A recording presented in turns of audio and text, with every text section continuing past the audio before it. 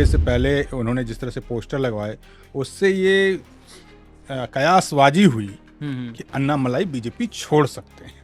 पिछले जब चुनाव के समय आया तो बीजेपी ने एआईडीएमके से समझौता किया। अन्नामलाई कहीं भी एआईडीएमके के साथ गठबंधन के पक्ष में नहीं थे। बीजेपी ने गठबंधन किया एआईडीएमके से, ये नुकसानदायक हुआ। विश्व में अपनी राजनीति और अपना कद बढ़ाने के लिए टीवीके के साथ समर्थन कर सकते हैं, ऐसी कोई खबर? देखिए, राजनीति जब हम राजनीति की बात करते हैं तो इसमें गठबंधन, मिलना, नए दोस्त मिलना, बनाना, राजनीति में सब कुछ संभव है। अगर अन्नामलाई कुछ ना करेंगे तो भी मुझे लगता है कि अगर वो पार्टी बनाते हैं तो बीजेपी का नुकसान तो तय है। वो अपना एक क्षेत्र, जैसे छोटी पार्टियां वहां पे बना के रखती हैं 5, 7, 10 सीटों वाली, वैसी भी स्थिति में जा सकते हैं, कोई बड़ी बात नहीं होगी।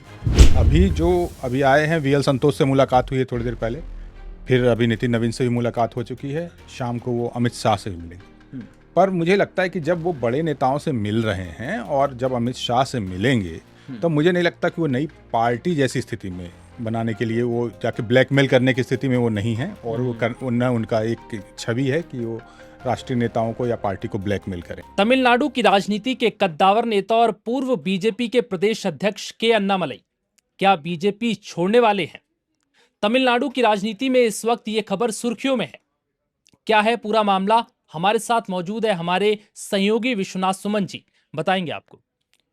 नहीं, अन्नामलाई बीजेपी छोड़ेंगे या नहीं छोड़ेंगे इस पे तो कोई अभी विशेष जानकारी नहीं है। मगर जिस तरह के संकेत उन्होंने तमिलनाडु में दिए कि उन्होंने एक पोस्टर लगाया जिसमें बीजेपी के चुनाव चिन्ह नहीं है, बीजेपी का नाम नहीं है, कुछ नहीं है, सिर्फ उनके पोस्टर लगे हैं। 4 जून को उनका बर्थडे है, तो बर्थडे से पहले उन्होंने जिस तरह से पोस्टर लगवाए, उससे ये कयासबाजी हुई कि अन्नामलाई बीजेपी छोड़ सकते हैं। और ये कयासबाजी शुरू कहाँ से हुई? ये शुरू हुई विधानसभा चुनाव के नतीजों से पहले भी। वहाँ पे अगर आप पूरे घटनाक्रम को गौर करें कि जब के अन्नामलाई बीजेपी अध्यक्ष थे तो वहाँ बीजेपी लगातार अपना जो प्रभुत्व और कहें उपस्थिति लगातार बढ़ा रही थी। मगर पिछले जब चुनाव के समय आया तो बीजेपी ने एआईडीएमके से समझौता किया और पलानी स्वामी ने बीजेपी के सामने शर्तें रख दी, जिसमें शर्त ये रख दी कि के अन्नामलाई किसी रोल में नहीं होंगे क्योंकि इससे द्रविड़ वोट जो है वो बिगड़ सकता है, ऐसा उन्होंने दलील दिया।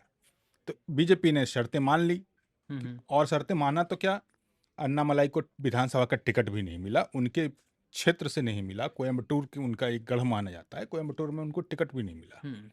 और तो और स्थिति जब नतीजे आए तो बीजेपी को सिर्फ 1 सीट मिली और 2.97% वोट मिले।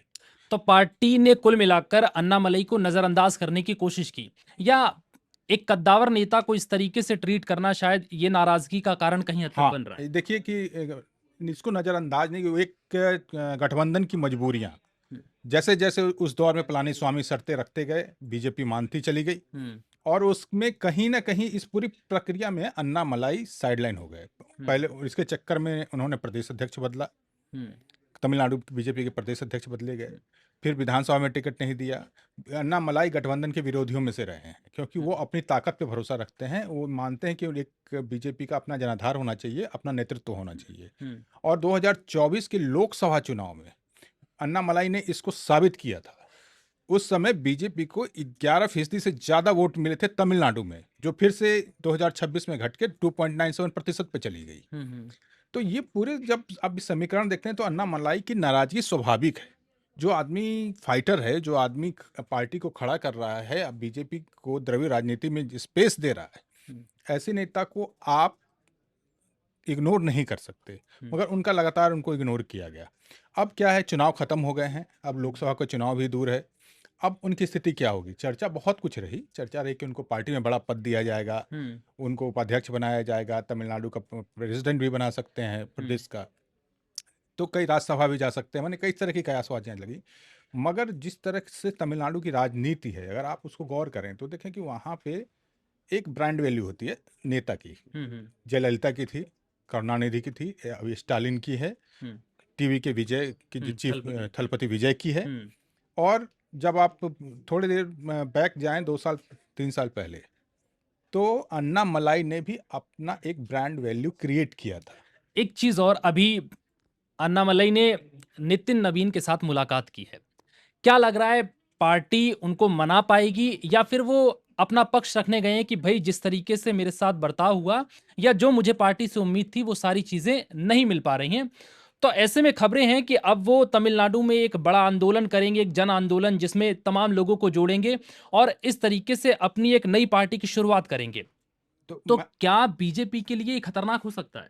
देखिए, खतरनाक अभी 2 स्थितियाँ हैं। अभी आए हैं, वीएल संतोष से मुलाकात हुई है थोड़ी देर पहले, फिर अभी नितिन नवीन से भी मुलाकात हो चुकी है, शाम को वो अमित शाह से भी मिलेंगे। हम्म, पर मुझे लगता है कि जब वो बड़े नेताओं से मिल रहे हैं और जब अमित शाह से मिलेंगे, तो मुझे नहीं लगता कि वो नई पार्टी जैसी स्थिति में बनाने के लिए वो जाके ब्लैकमेल करने की स्थिति में वो नहीं है, और न उनका एक छवि है कि वो राष्ट्रीय नेताओं को या पार्टी को ब्लैकमेल करें, क्योंकि उन्होंने पार्टी के हर एक फैसले को बड़े शिद्दत से माना है।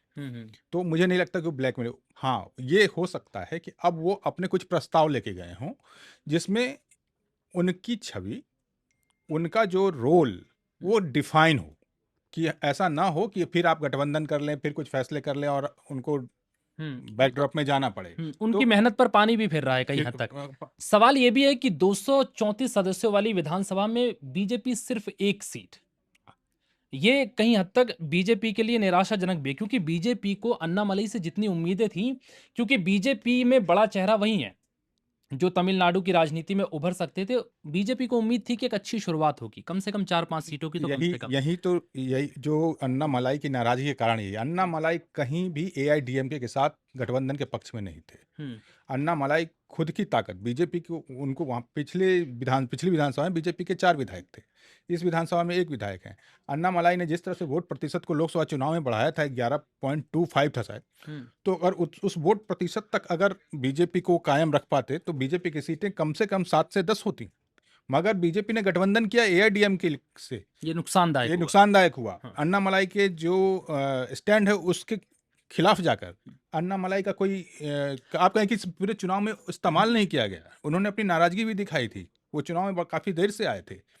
तो आप अन्नामलाई की जो वहाँ ब्रांड वैल्यू है, या कि उनकी जो छवि है, उसका उपयोग नहीं कर पाए, उनकी राय नहीं ले पाए, उनकी मेहनत का पार्टी उपयोग नहीं कर पाई। तो ये इसमें अन्नामलाई से ज़्यादा पार्टी के जो रणनीतिकार वहाँ पे जो बैठ के जिस तरह से पलानीस्वामी के सामने सरेंडर करते गए, वो उनकी गलती थी, जी, मेरा जैसे मानना है। ईस्ट वेस्ट और नॉर्थ में बीजेपी ने अपने आप को काफी मजबूत किया है, अब बारी साउथ की है। कहीं हद तक देखा जा रहा है तो बीजेपी पूरा जोर लगा रही है कि साउथ में एक अच्छी पकड़ बना सके और एक नई शुरुआत हो सके, जिसमें लगे कि नई साउथ में भी अब बीजेपी अपना दबदबा बना रही है।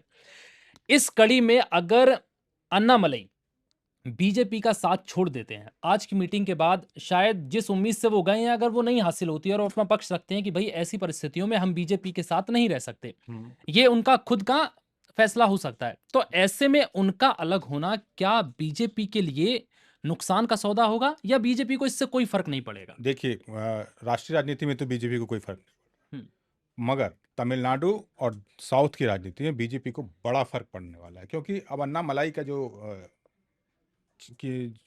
छवि है उनकी, वो तमिलनाडु की नेता की नहीं है। हम्म, अन्नामलाई को पहले ऐसे बीजेपी के ऐसे तमिलनाडु के तमिल नेता हैं जिनको हिंदी पट्टी के लोग और पूरे प्रदेश के लोग जानते हैं। उनके प्रशंसा में बहुत सारे आर्टिकल आपने पढ़े होंगे कि किस तरह उन्होंने जुझारू तरीके से काम किया है वहाँ पे। पूर्व आईपीएस वगैरह भी रह पूर्व चुके हैं। आईपीएस रह चुके हैं। जब वो 2020 में बीजेपी में आए थे तो बीजेपी सहयोगी की स्थिति में ही थी, अब वैसे अभी भी सहयोगी है, मगर सहयोगी की स्थिति में पूरी तरह से निर्भर थी वहाँ पे। पर जब 2021 में वो प्रदेश अध्यक्ष बने, उसके बाद से उन्होंने बीजेपी में जो बदलाव किए वहाँ तमिलनाडु में, वो बदलाव बीजेपी को अभी मुझे लगता है कि अन्नामलाई के जाने से वो फिर दिखेगा नहीं और उनका नुकसान ही एक होगा। आखिरी सवाल जाते आते, क्योंकि न्यूज में ये भी सुर्खियों में है कि भाई अन्नामलई अगर नई पार्टी बनाते हैं बीजेपी से अलग होने के बाद, तो क्या इसमें गुंजाइश है कि वो भविष्य में अपनी राजनीति और अपना कद बढ़ाने के लिए टीवीके के साथ समर्थन कर सकते हैं? ऐसी कोई खबर? देखिए, राजनीति जब हम राजनीति की बात करते हैं तो इसमें गठबंधन, मिलना, नए दोस्त मिलना बनाना, बिछड़े दोस्तों से मिलना, हाथ मिलाना और हाथ छोड़ना, ये नॉर्मल है। नॉर्मल है। आप इसको ये नहीं कह सकते कि बहुत सिद्धांतवादी और आदर्शों की राजनीति हो रही है। और तो ये बदल राजनीति में सब कुछ संभव है, कुछ भी हो सकता है। देखिए ये भी है कि भाई अब जैसे बीजेपी तो तमिलनाडु में अब कहीं नहीं है, लेकिन अभी अन्नामलई के सामने उनका फ्यूचर है, उनका राजनीतिक भविष्य है। बिल्कुल। 5 साल विपक्ष में तो नहीं बैठेंगे, बीजेपी के साथ रह के सिवाय नुकसान के कोई फायदा नजर आता नहीं है। तो ऐसे में भविष्य की परिस्थितियों में क्या पार्टी बनाने के बाद अन्नामलई जो दावा करते हैं कि अगर बीजेपी अकेले लड़ती तो शायद बेहतर प्रदर्शन करती, इस बेस पर क्या वो अपनी पार्टी बनाकर जिस तरीके से तमिलनाडु की राजनीति में दमखम जमाने की कोशिश करते हैं, क्या कुछ सीटें अगर वो खुद अकेले लड़ते तो बीजेपी से बेहतर प्रदर्शन कर पाते? देखिए, जो कर पाते ये तो अलग स्थिति है, पर मैं एक चीज़ आपको मैं बताना, जब तमिलनाडु की राजनीति को समझिए थोड़ा-सा इसमें, वहाँ पे बहुत सारी छोटी-छोटी पार्टियाँ हैं, पीएमके, एएमएमके, आईयूडीएफ बहुत सारी। बहुत सारी हाँ। ऐसी छोटी-छोटी पार्टियाँ हैं। हम्म, और किसी के पास, उन छोटी पार्टियों के पास 50 या 100 विधायक जिताने की कुव्वत नहीं है। 2-3 मगर क्या है कि उनका एक अपना क्षेत्र है, जहाँ से वो 5, 7, 10 जीत जाते हैं।